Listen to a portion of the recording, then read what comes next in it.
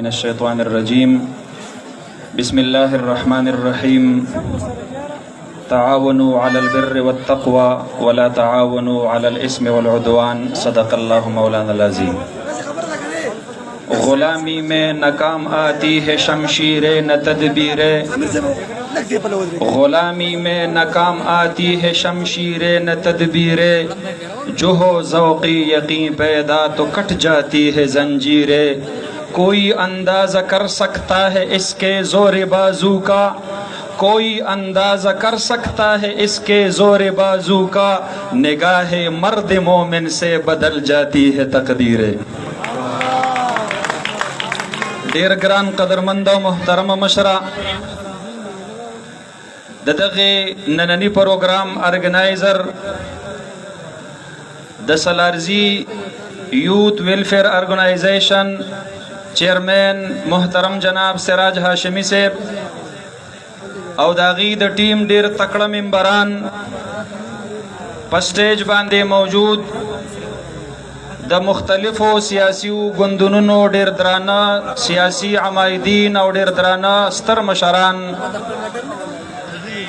او پدا نننی مجلس کې موجود بالخصوص تسلارزی د دغه غیرتی پښتنې او د دغه دینی خاورې سره تعلق لرونکو ننګیالو شازلمو نوجوانانو ورونو زویاړ کوم ز فخر کوم د سراج هاشمی صاحب غوندې ځوانانو باندې چې د دغه قام د دغه ولست ترقی د پاره خپل یو تنظیم جوړ کړی دی او بیا هر کال د 14 اگست پشپا باندې دلتا دغه پروګرام تابع کوي او د قوم ته یو پیغام ورکوي دا ټیک ته مونږ په سیاسي ګوندونو کې تقسیم یو دا ټیک ته دلته به رای مختلف وي سوچونه او فکرونه به مختلف وي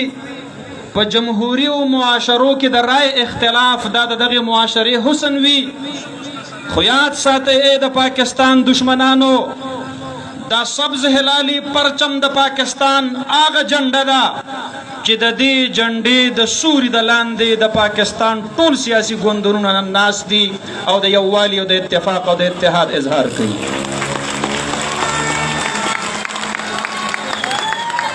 لہذا زه د دغه ارګنایزیشن او د دې د چیرمن صاحب بارک بدا شعر اوایم لخکرو تا جرگو تا مرکو تا اجت نشتا پشمار سڑی پکار دی خودکار سڑی پکار دی او دی خور لهم دا سے وفادار تابدار سڑی پکار دی یقینا نن مونگا د 14 اگست د یوم ازادۍ د جشن ازادۍ په کوم تقریب کې چې موجود یو زما مشران ناس دي زه تاسو ته د یوې خبرې وضاحت کوم ګلالو شازلمو ستاسو په ذهن کې دی پرته وي مونږ د بونیر خلق چې 14 اگست 1947 مانځو او مونږ یې مناوو نو یاد ساتئ مونږ د باقی پاکستان سره صرف اظهار یکجهتی کو مونږ د 14 اگست 1947 پاکستانیان نه یو نه په مونږ باندې فرنګیانو چرته قبضه کړې ده نه په دغه خاوره باندې فرنګیانو غلبه حاصله کړې ده د 1601 نه چې د ایسټ انډیا کمپنۍ په نوم باندې فرنګي راغې تر 1947 پورې 346 سال 340 کاله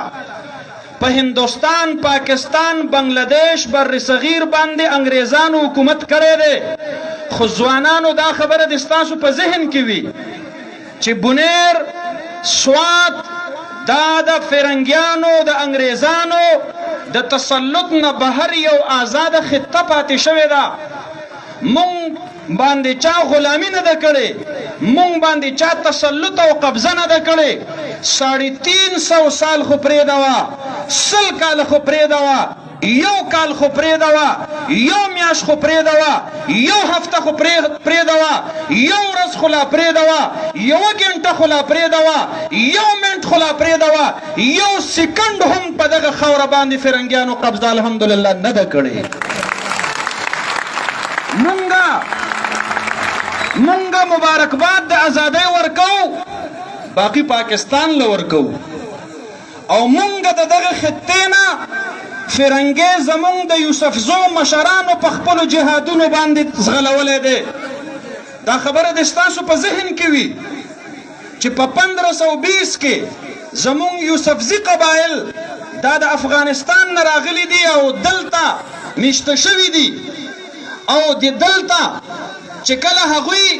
سکونت اختیار کړی دی نو په 1601 کې انګریز راغلی دی او هغوی په هندوستان باندې قبضه کړې ده، دلته نه دي راغلي. مونږ د هر جابر او د هر ظالم سره ډغره وهلې ده. زمونږ مشرانو د فرنګیانو خلاف جهادونه کړي دي،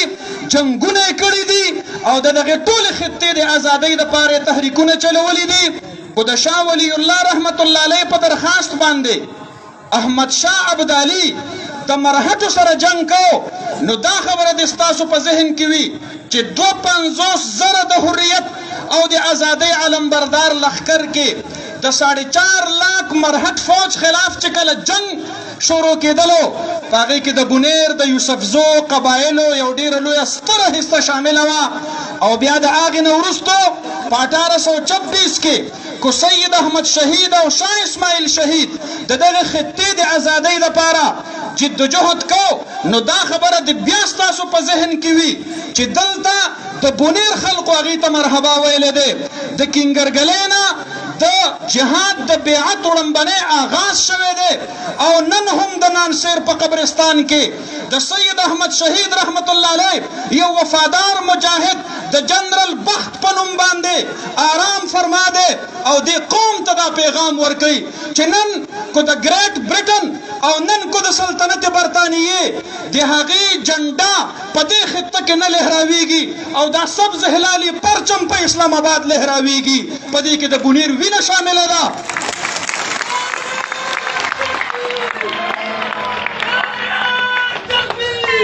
بیا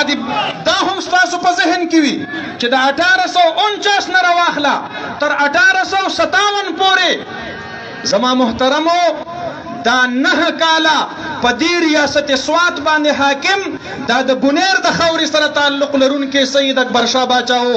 بیا دا د هم ستاسو په ذهن کې وي چې د 1857 د جنګ ازادۍ نه وروستو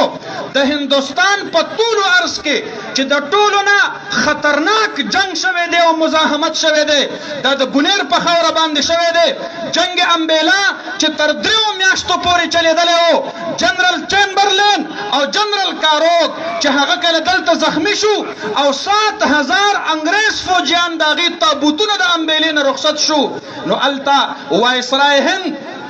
هغه ته هټ اټیک وشو. د یوسفزو د مزاحمت د لاسه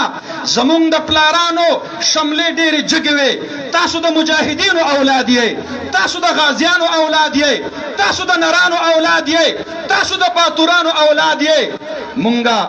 ہمیش دپاره دا پیغام ورکړی دی باطل سے دبنے والے اے آسمان نہیں ہم 100 بار کر چکا ہے تو امتحان ہمارا توحید کی امانت سینوں میں ہے ہمارے آسان نہیں مٹانا نام و نشان ہمارا. پاکستان د پاکستان سرحدات دا پښتنو ساتلی دي، په خپلو وینو باندې ساتلی دي. زمونږ خویندو میندو د امبیلې په جهاد کې حصې اخیستې دي. او تاسو امبیلا کمپین په نوم باندې خپل هسټري لږ وګورئ، خپل تاریخ لږ وګورئ. ارتغل غازي مونږ ګورو په شوق باندې چې د صلیبیانو خلاف جهاد کړی دی. ستا یوسفزي مشرانو چې د صلیبیانو خلاف کم جهادونه کړي دي 100 ارتغله د هغې نه زار شه قربان شه. او بیا ځوانانو یاد ساتئ د جنگ امبیلا نه وروستو د ټولو نه لوی جنگ د فرنګیانو خلاف دا په چکدره کې شوی دی. د کومې د قیادت دپاره چې چرچل په خپله باندې راغلی و او یاد ساتئ د هغې د ازادۍ او د حریت د دغې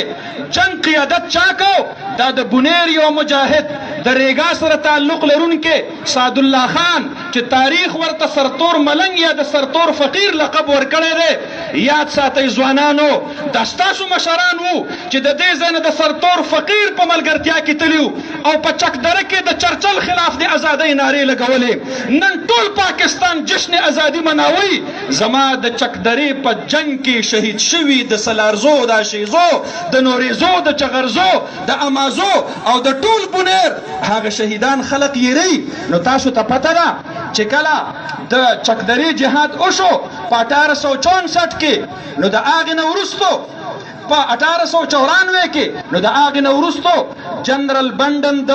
انګریزانو یو فوجي افیسر راغی او د هغې انتقام یې د سلارزو د خاورې نه اخیستی و. د پاکستان په ازادۍ کې زما د سلارزو کورونه سوځېدلي دي. د پاکستان په ازادۍ کې زما خویندې میندې د دې ځای نه مایګریټ شوي دي او په دې غر باندې پورې وروړېدلي دي او هلته په میاخان کې او هلته په کاټلنګ کې میشته شوي دي. زما خویندو میندو د پاکستان د ازادۍ دپاره قرباني ورکړې ده. او بیا دا هم یاد ساتئ چې په 1912 کې، په 1914 کې خان عبدالغفار خان او حاجي صاحب تورنګزی مرحوم کو راغلی او دلته د باباجي کنډو جهادونه کول، پښتانه یې راپاڅول، د فرنګیانو خلاف یې د ازادۍ نارې لګولې. مه هېروئ د خپلو مشرانو تاریخونه، مه هېروئ د خپلو مشرانو کارنامې. پاکستان به الو زنده‌باد وي چې پښتون پکې زنده‌باد وي. پاکستان به الو زنده‌باد وي چې یوسفزي پکې زنده‌باد وي. پاکستان به الو زنده‌باد وي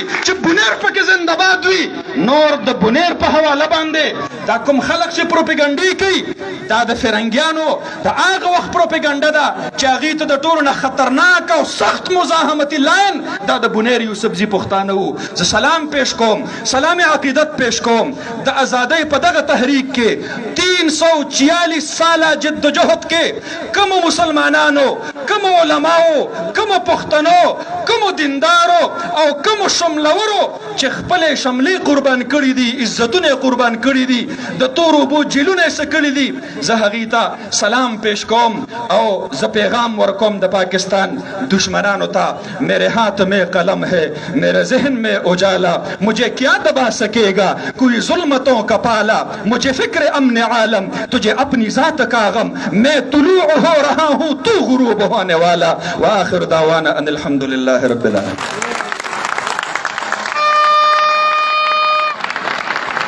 ډېره زیاته مننه، ډېره زیاته شکریه. یقین او باور وکړئ